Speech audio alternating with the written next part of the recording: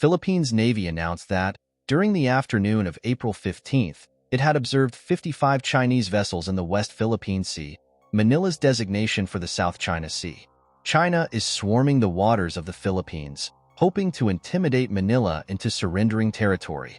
U.S. President Joe Biden and the State Department keep on issuing warnings, but Chinese President Xi Jinping continues to ignore them, suggesting deterrence is failing and an incident leading to war could occur at any time.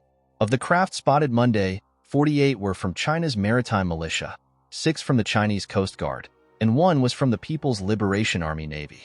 China's intrusions that day were spread across the South China Sea. 26 of the vessels were spotted at Scarborough Shoal, 6 at Second Thomas Shoal, 20 near Pagasa Island, 2 near Panata Island, and the remaining 1 at Loak Island. Beijing claims all the features and waters inside its infamous cow's tongue, now defined by 10 dashes on official maps, which encloses about 85% of the South China Sea. Those waters, the Chinese proclaim, are its blue national soil. China's expansive claims to Philippine features in that body of water were invalidated in 2016 by a tribunal adjudicating Philippines versus China, brought under the UN Convention on the Law of the Sea. The U.S. Secretary of State at the time, John Kerry, said that Beijing should accept the 2016 ruling, but unfortunately also announced that Washington would not take sides.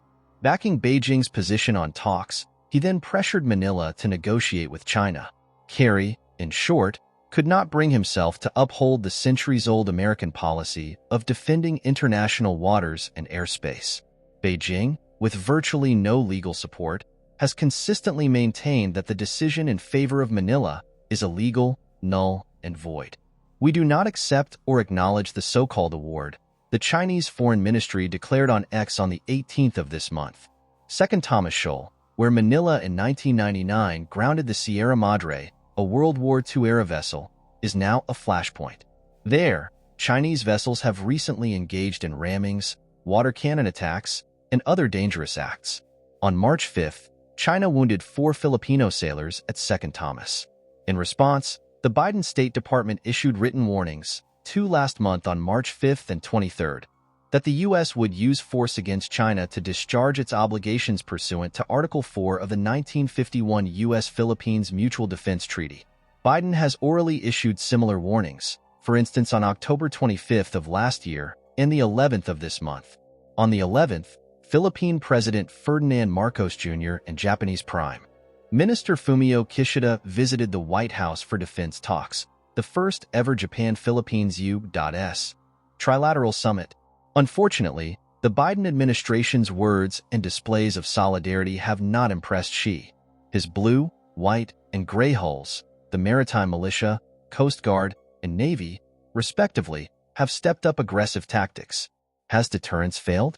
True, China has not recently landed troops at a Philippine island, shoal, or reef. Yet the persistent pressure applied to the Philippines suggests she is not terribly worried about America opposing his adventurism. Why would he feel so bold?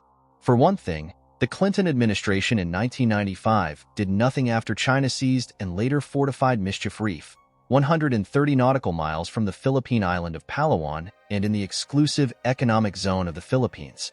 More recently, China took Scarborough Shoal. Philippine authorities there had lawfully detained Chinese poachers in early 2012, and China's vessels then swarmed the feature, only 124 nautical miles from the main Philippine island of Luzon and about 550 nautical miles from China's Hainan. Washington then brokered an agreement for both sides to withdraw their craft, but only Manila complied. Beijing has been in firm control of Scarborough ever since. The Obama administration, while Vice President Biden was in charge of foreign policy, did not oppose the audacious Chinese seizure. When Chinese leaders, generals, and admirals saw Washington's failure to act, they began moving against Second Thomas Shoal and other Philippine reefs and islets in the South China Sea, went after Japan's islets in the East China Sea, and began reclaiming and militarizing features in the Spratly chain. Biden as vice president legitimized the worst elements in the Chinese political system by showing everyone that aggression works.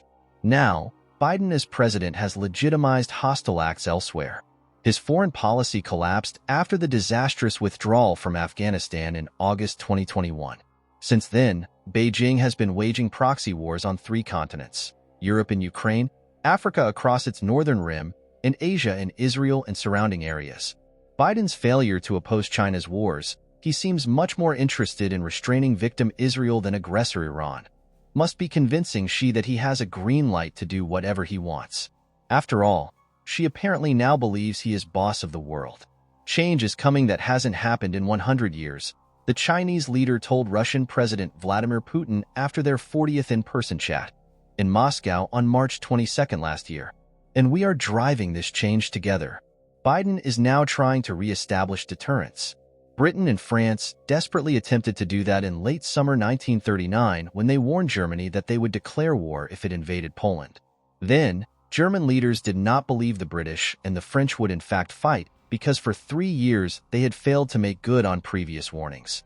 The United States, therefore, is left with only risky options to deter China in the South China Sea.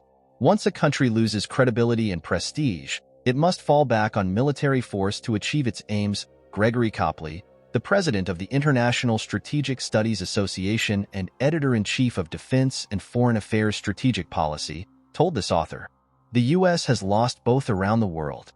Thanks to Biden, America is now the Britain and France of our decade, and the world is again on the brink of global conflict.